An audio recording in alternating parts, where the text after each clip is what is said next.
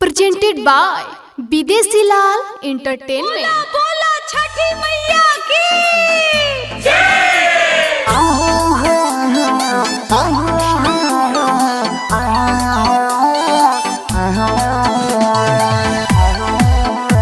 M2 records Jadopur.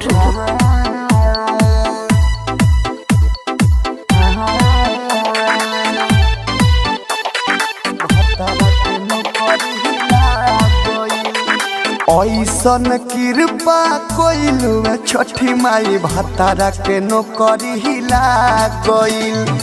ऐसन कृपा कोइलू छठी माई भतारा के नौकरी हिला गइल। 24 कोसी हम भरवाएब, 24 कोसी हम भरवाएब, किस्मत हमर जा गइल। ऐसन कृपा कोइलू छठी माई भतारा के नौकरी हिला गइल। ऐसन कृपा कोइलू छठी माई भतारा के नौकरी हिला गइल।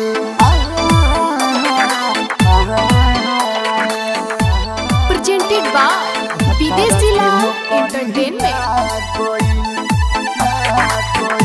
M2 records Jadopur.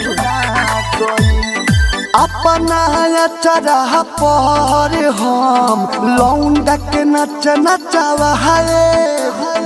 पटना के घटिया पर हम 2 दिन डीजे बजाए, 2 दिन डीजे बजाए, 2 दिन डीजे बजाए। अपना चरह पर हम लौंडा के नच नचावा है। पटना के घटिया पर हम 2 दिन डीजे बजाए। हमारा जिंदगी के दुखवा पल भर में माई भाग गइल। ऐसन कृपा कोइलू छठी माई भतारा के नौकरी लाग गइल। ऐसन कृपा कोइलू छठी माई भतारा के नौकरी लाग गइल। M2 presented by विदेशी लाल एंटरटेनमेंट। नौकरी लाग गइल। मिक्स बाय अमित राज। बरसों से सपना जवान रहे माई अधूरा, पल भर में तू कह दिहलू ए छठी मैया पूरा, ए छठी मैया पूरा।